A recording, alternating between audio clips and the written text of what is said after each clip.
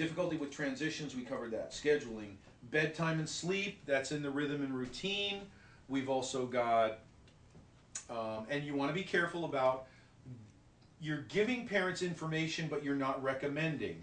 There's the sleep and anxiety, or the stress and anxiety center in Texas, which has some products that help kids. They use a lot of amino acid therapy, which some kids will benefit from. Not all, but some. Some kids will benefit from like a combination of melatonin and tryptophan when they need to sleep. That's a good combination. In fact, I know of at least 1 or 2 kids that they got rid of the meds altogether, and they just used a combination of melatonin and tryptophan, morning and night. That's it. That's their meds, which are just basically amino acids. Bedtime and sleep, good sleep routine, good bedtime routine. You can change the routine in time. You can move it a little bit, stretch it out, compress it. You never want to change the order. So with all those little routines, the getting ready for school routine, the homework routine, the bedtime routine, those are the 3 big ones. You never want to change the order. Even if it's only 2 seconds or 2 minutes. What do we have for spelling? Okay, so we don't have any new words. Let's review yesterday's words and do 3 sight words. That's what we'll do. And then we move on to the next one. That's bedtime and sleep. And I mentioned the. Has anybody ever tried it? My sleep CD. Did you try it? Not me, my Jalen. Did it work for him? Well, he sleeps very well with sound. That's why with that he sleeps longer. Yeah. Good. Okay. Anxiety. Again, remember our little model. Anxiety comes from the future. It's always something in the future that we're nervous about, that we're stressing about. We don't know what the outcome is going to be. So the way to do that is to travel in our little timeline. We're here now. We want to go up, out, past it, so we can turn around. And this is actually technically called the non-reverse mirror image. Okay? And we observe the event from the future, as if it's already happened successfully, feeling good about the outcome. So that's the way to get rid of anxiety. Fears and phobias, that is always in the past, and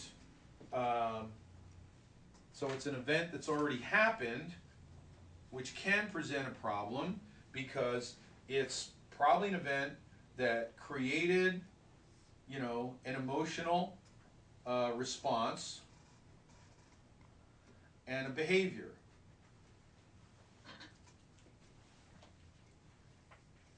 And now those are, following each other such that whenever we're in a situation that reminds us of the original event, we take the same emotion and basically the same behavior, regardless of how outdated or inappropriate that behavior might be. Most of these systems were designed, as a structure for survival at a time when the world really didn't change a whole lot. Not only throughout my lifetime, but from generation to generation. I'm doing the same thing my grandfather, my great-grandfather, my great-grandfather did, right?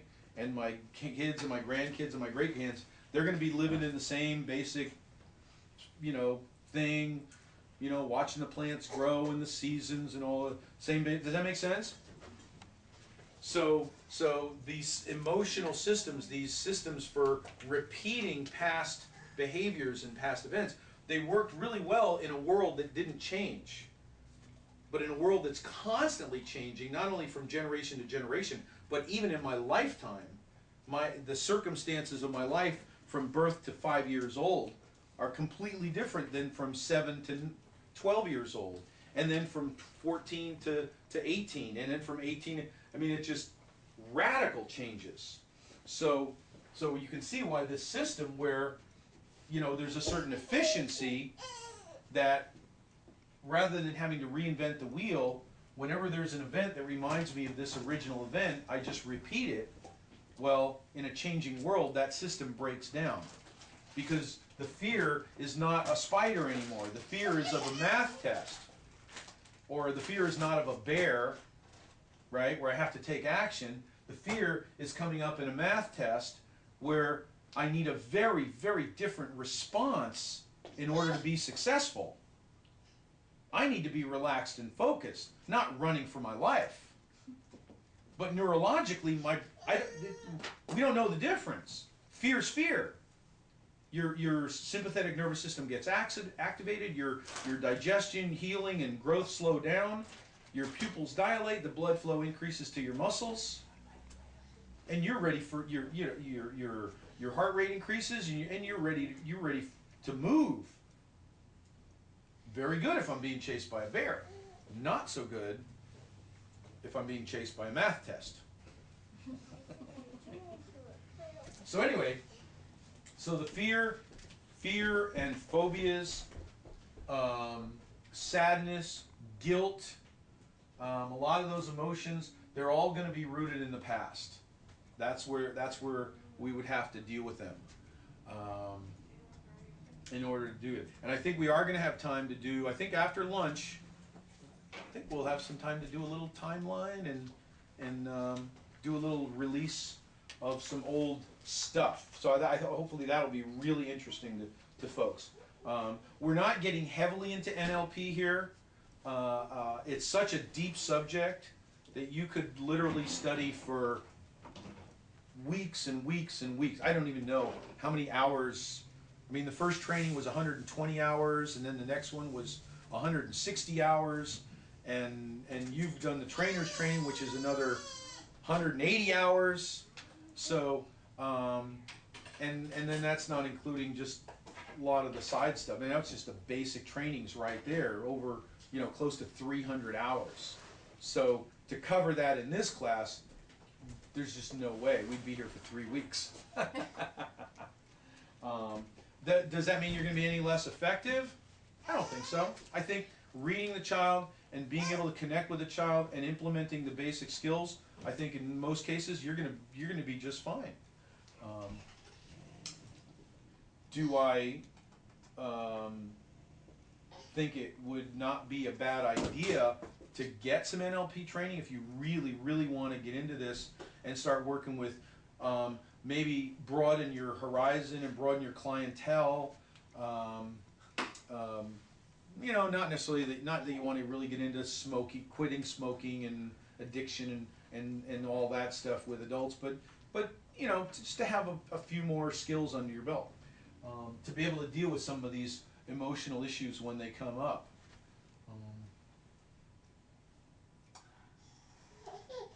Okay, so frustration. Okay, so we did fears, phobia, frustration, anger, resignation. Anytime you see an emotional response that seems inappropriate to the circumstances, it's probably coming out of the past. You know, anger just totally blown out of proportion because you know, you break a shoelace. That's totally coming out of the past. Does that make sense? And there's no like conscious thought process, you know, affirmations that are going to break that, in my experience. Not without years of practice or something. That's got to be handled at the unconscious level. It's got to be disconnected at the unconscious level, which is doable, very doable. Let's see, meltdowns. Have we gone over meltdowns yet? Have we gone over meltdowns? We've had a couple, but well, obviously, the first line of defense against meltdowns is to see them coming. Yeah. And What about if it's your own? well, see it coming. See it coming. You, be aware. Be cognitive of your state. I've worked, with almost all the parents I've worked with, when they first get here, they'll say, oh, they just, the meltdowns just come out of nowhere. But when I talk to them, I say, well, okay, what was the last meltdown? Well, we were in the store, and he wanted to get ice cream. And I said, we couldn't get ice cream. And then by the time we got to the car, we had a meltdown. Well, let's go backwards a little bit. When did he actually start feeling frustrated? It was when he had a picture in his head of ice cream, and you said, no.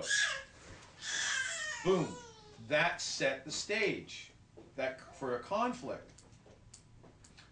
Whatever happened after that, boom, boom, boom, and then there was the straw that broke the camel's back. Most kids that I see that have meltdowns over homework, okay? It doesn't just come out of nowhere. They said somewhere along the way, probably at the very beginning, I can't do this, I don't understand it, something, something. Well, just do it anyway. Just, blah, blah, blah. It's, I'm not, whatever, you need to get it done. It's, blah, blah, blah. And it's right there. The fuse is lit. Now, it may not go for another 5 or 10 minutes, but the fuse is, and you can tell when it's lit. You can tell, right? There's a personality shift. So the best way to prevent meltdowns is to get tuned in, plugged in. If you practice being in rapport with your clients, with your child, you get parents to do the same thing. Feel that warm feeling that comes when you're in rapport with someone. And when that suddenly disappears and they're tensing up, all right, that's like a fighter getting ready for a fight. It's coming. The fuse is lit. So we want to put that fuse out. We want to defuse it. Take a break. Back off. We ask those questions. Okay, so let's look at this again. Because something seems to be bothering us about this homework. I'm worried that maybe we don't have everything we need. Can we go over that again? Let's just back up. That's the almost the first rule. Whenever you feel that fuse is lit, back up. So let's do it. Let's back up. Let's back up a little bit. So if we put the homework aside for now, what else is happening? How, where are we? Does that make sense? I know that's kind of vague and everything, but if you go back in time to before the fuse is lit, you can often defuse it before the bomb goes off. So that's going to be our first line of, or let's say our second line of defense, with the calendars and with giving them very doable instructions following the 80-20 rule. 80% success, 20% challenge. They're not going to be looking at us with this evil eye like, what are you going to ask me to do now? What do you got up your sleeve now? Right? If they feel like they can trust us again, that now they're hearing 10 good jobs, thank you, for every, I think we could have done better on that, or that wasn't so good, or I can't let you have that privilege because, it doesn't seem like you're ready for it. But it's got to get it at 10-1. Get it at 10 successes for every one failure. And that's going to build up trust. It's going to build up a lot of brownie points or something. It's going to give you some latitude, right? You're not going to be on this really short leash. Because if he's expecting you to tell him to do something that he doesn't want to do, you know, he's going to be armed for that. He's going to be loaded and just ready to go off at a moment's notice. But if 80% of the time you open your mouth, it's something good. It's something he wants to hear. He's not going to be prepared for the time when you tell him to put out the garbage. Does that make sense? It doesn't mean he's going to be thrilled with it, but he's not going to be, go ahead, make my day. You know?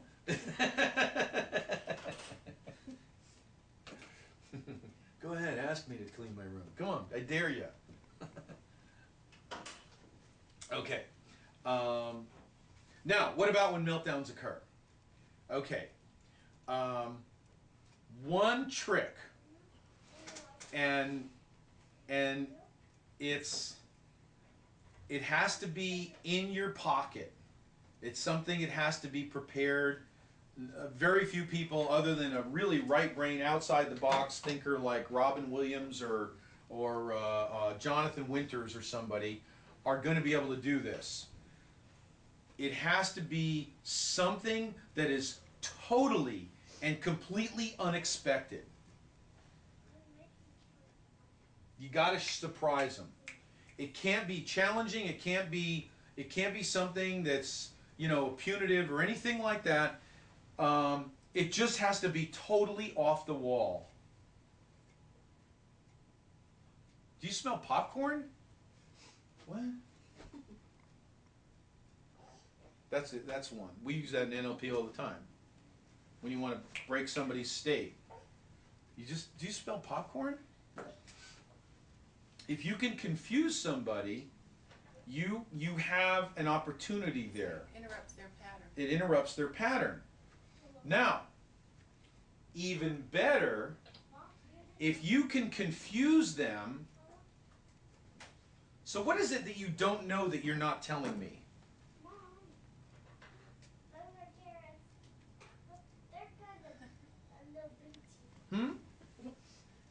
What is it? What is it? What is it you don't know that you're not telling me?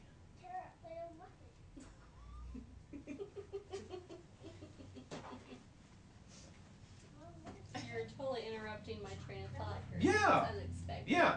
Now, if you can anchor that with a gesture or a something, so that next time, you know, he starts to get angry, you don't even have to say it. All you have to go is. Right. So that's a good one to be prepared.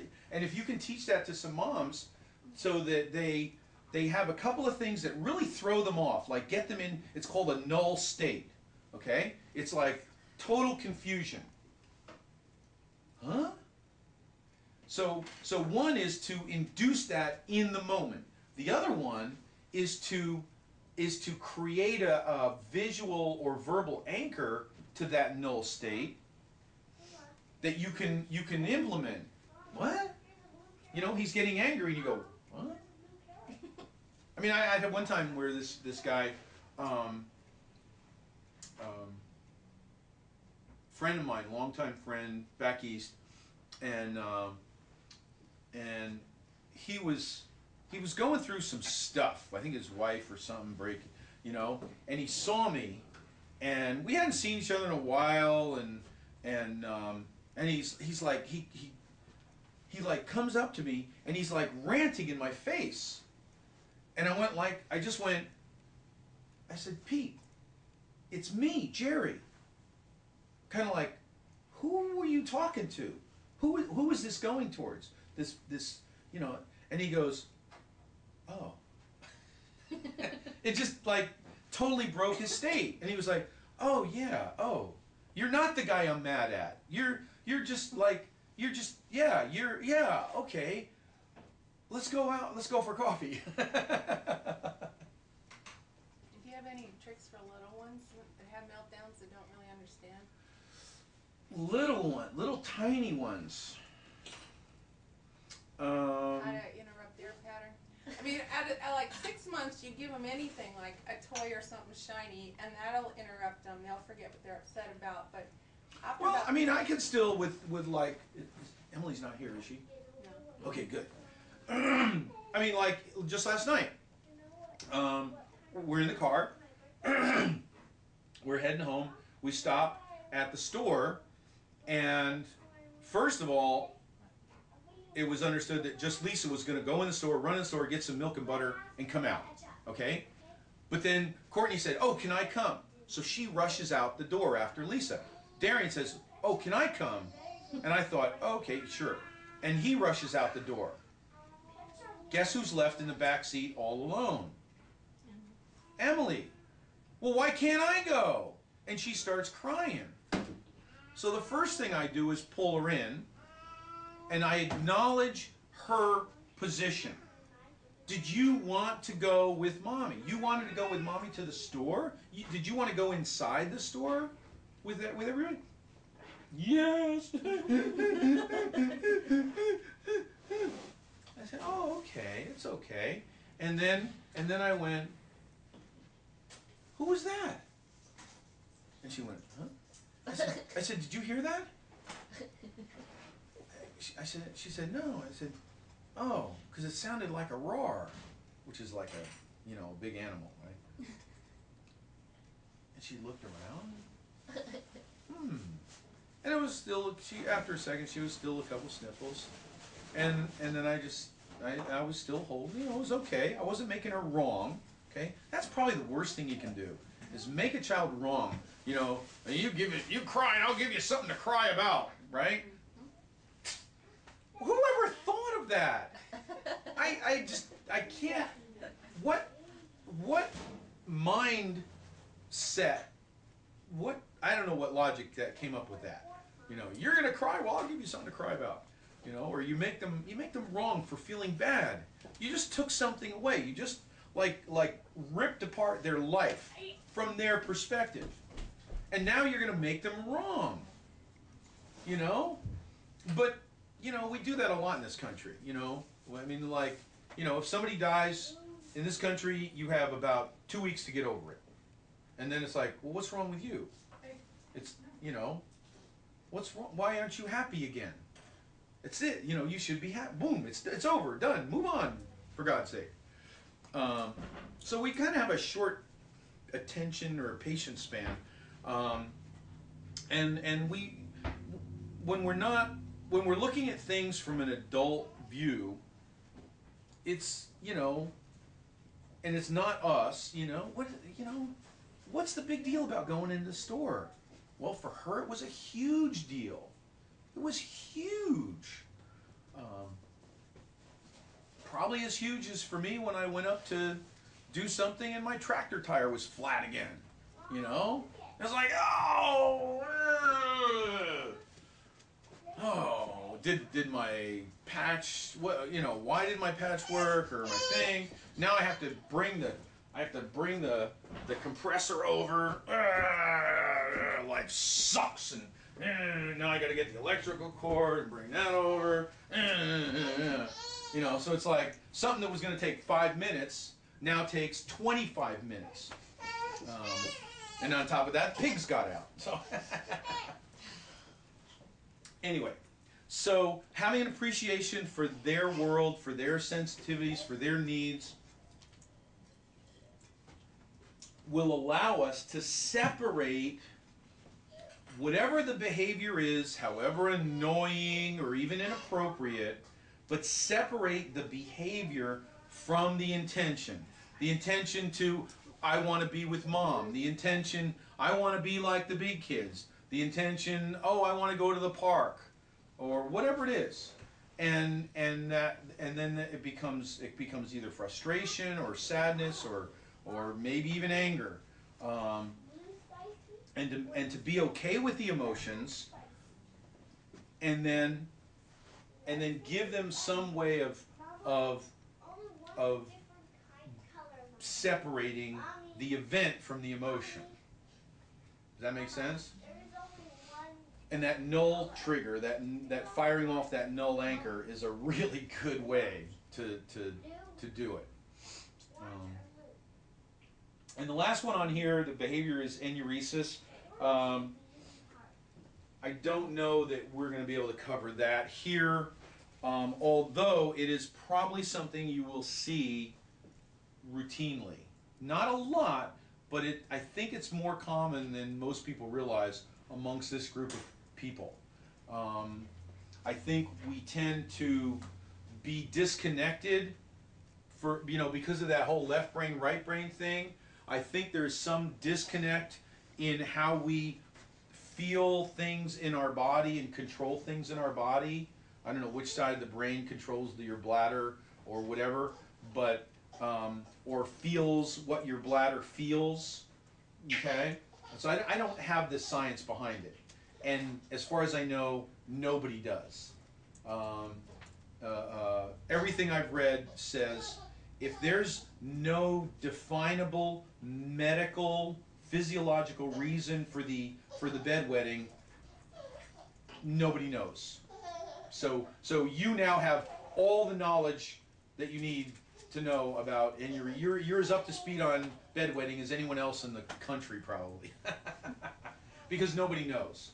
But you do want to, if it is a problem, you want to make sure that they have it checked out medically first. You want to rule out any physical problems, diet problems. But if it's like the kids I've seen, where it's been a problem from day one, they've never not had the problem, I think you can, pretty quickly rule out some of those problems that would tend to come and go. The nice thing is, in most cases, it just disappears. And I don't know if it's, starting to hit puberty or some other change, or something happens, the midline's crossing, whatever it is, but it does seem to go away. And that said, guess what? We also have a CD for for bedwetting, our CD set that they can use for listening at night to recondition themselves. On bedwetting with boys, I've read a couple different sources where it has to do with anger towards their dad. Do you see any of that? Because it's okay. Now let me separate two things. There's the enuresis, and then there's I don't know I forget what the term is for defecation. Okay, that one seems to be more connected with anger. Okay, like pooping on the floor somewhere in the house or whatever. But the urination, bedwetting, especially like I said, when it's always been there, it doesn't seem to be connected to that.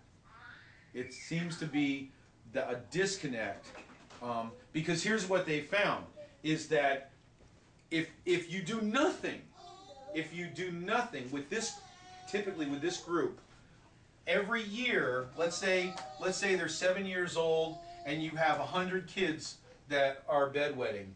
At 8 years old, it's down to 50. And at 9 years old, it's 25. And at 10 years old, it's 12 and a half. It decreases by half just about every year. I know someone was 14 and still has a problem. Yeah. And their parents are divorced and a lot of dad issues. I was just wondering. See, and that could be a whole different thing. That could be a whole different thing. So I'm not talking about bedwetting as for the entire population. I'm talking about bedwetting for a very particular group. This pervasive development disorder group that typically has the split between the left and the right brain. They have some weird ways of processing information, signals in the body. Okay? As far as touch and feeling and listening. Does that make sense? Yeah.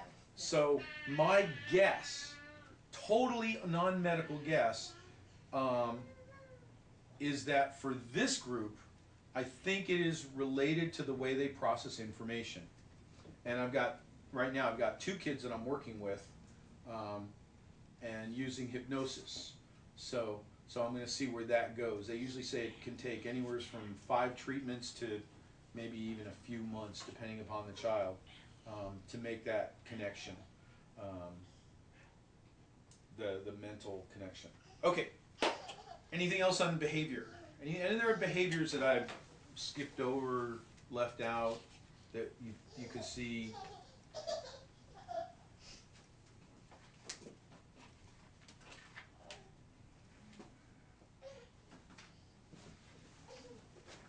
Okay, so the life skills, time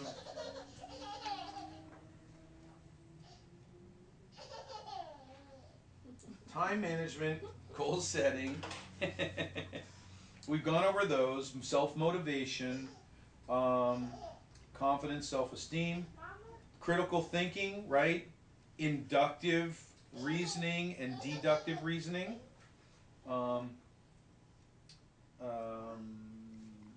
Poor judgment.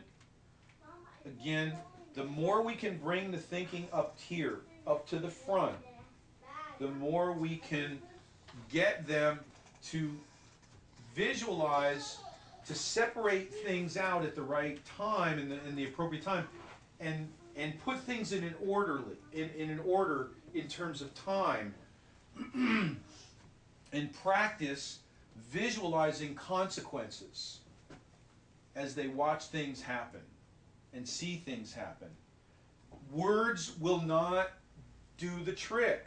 There will be no feeling of pain or embarrassment or shame or failure. Does that make sense? The words, with this group of kids, the words will not give you that.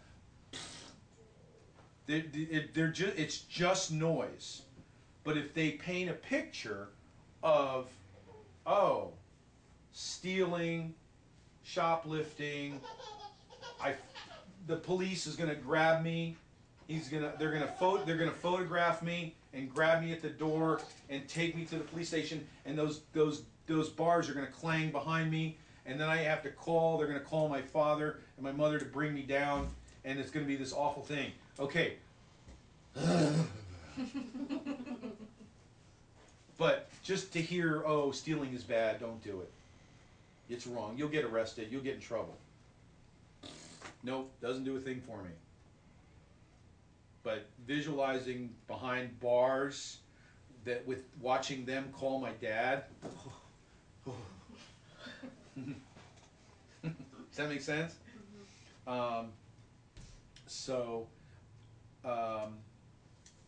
It's a skill. It's a skill that can be developed. It's just a strategy, like solving a math problem. It's 3 steps. Social cues. This is, again, practice. So you can play games of what am I thinking? What am I feeling?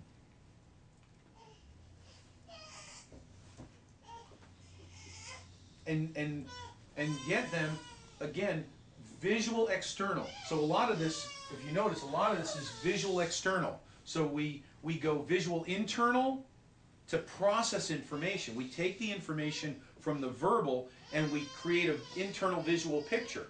But we also we're spending more time on visual external, visual observation. We're focusing in on the teacher. We're focusing in on the dot. We're focusing in on people's faces or important information. Does that make sense?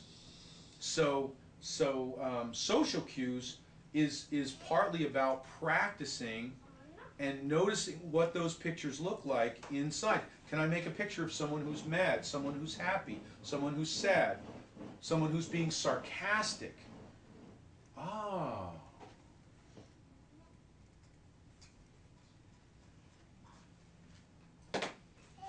And environmental challenges. Let's see. How much time do we need to spend on this one? I mean, everybody knows diet and nutrition is really important. A lot of guys in the pervasive developmental disorder category are very sensitive to any physical or emotional stresses. Allergies are going to be a stress. TV and media exposure, gotta limit it. I've got a couple articles that I can give you guys somewhere on the effects of TV and media. You can always look it up online too, and you can see in the different. There's like 3 or 4 different ways, mainly that TV and media. They basically send these guys into stress mode, into sympathetic mode. It's, you know, steals your imagination, creates this passive way, this observer way of being, where you just, you know, you sit and look. Some scientist did this study of this event. I think maybe it was stage 2 of this like girl getting robbed or something. It was like, you know, in like New York City or something like that, and how people, in contrast with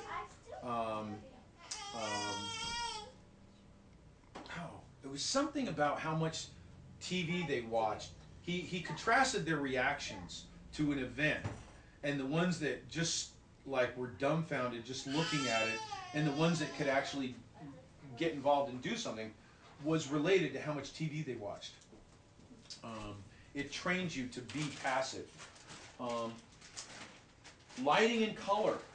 There are some kids that are up in the autistic spectrum that are going to really benefit from getting rid of fluorescent lights and getting rid of just starry white blank walls. In Waldorf, they do this thing called leisure, where they start with a basic white wall, and then they just rub in colors, very light colors. It's like a teaspoon of paint in a gallon of warm water, and they rub it, and they intermix these colors. They layer the colors on, and then they put a couple of coats of clear on top, and it's like, you know, like the beetles that have the iridescent wings and stuff. It's a little bit like that because of the way the colors are layered in. But they'll actually, most people would know this, Waldorf teachers actually repaint their classrooms every year to colors that are appropriate to the age of the child. So they have very specific colors for different ages. But putting plants in their room, making it a more natural setting, getting rid of this sterile kind of can make a difference for a lot of kids. Of course, sensitivity to touch, to clothing and touch can be an issue for kids. Sounds can be an issue. I noticed there's 1 or 2 kids especially who really hate the CDs. They hate the music. They hate the earphones. There's just, I mean, I can't get them to listen to it at all. Even without the earphones, it's just annoys the bejeebers out of them. That's an issue for some kids. Of course, overstimulation. These guys are like little amplifiers. You know, whatever comes in, it gets amplified 3 or 4 times in decibels and volume, and then it comes out. So it's real easy at birthday parties and gatherings and all kinds of things like that for these guys to get overstimulated. So it's really good to have some kind of a strategy and help parents have a strategy. Sometimes it's better to go to an event later. You go a little bit later after things have calmed down. Of course, in California, that's like an hour after the party started because nobody gets there on time. But so it's kind of hard to say. But it could be getting there earlier. It could be getting there later. It could be preparing them for the party, allowing them to visualize what the party's going to be like, and helping them, you know, see themselves having a good, quiet time, you know, being relaxed, being able to enjoy the different activities one at a time. So they're seeing things one at a time rather than taking it all in at once and becoming overloaded. Does that make sense? So it's a prep work. It's prep work. Preparing them for different situations. Let him know. Look, we're going to Grandma's house, and I want you to, you know, really get a picture of this so we're all ready and we can have a good time. There's going to be 20 people there, and we're going to be doing different things, and we're going to eat here, blah, blah, blah. So, and not that there's something wrong with them. It's just, you know, it's just that's the conversation we have in our house. We always look at where we're going, how can we be prepared so that we can, you know, we can have fun and be successful. That's the goal. Have fun, be successful. Have fun, be successful. In some cases, kids are sensitive to EMFs.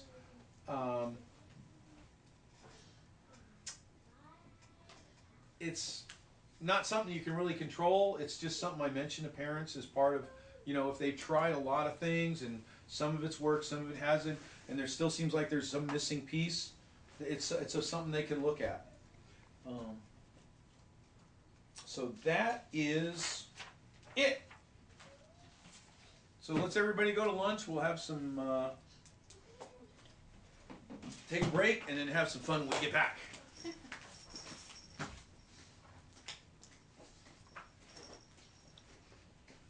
I was curious. Mm-hmm. That time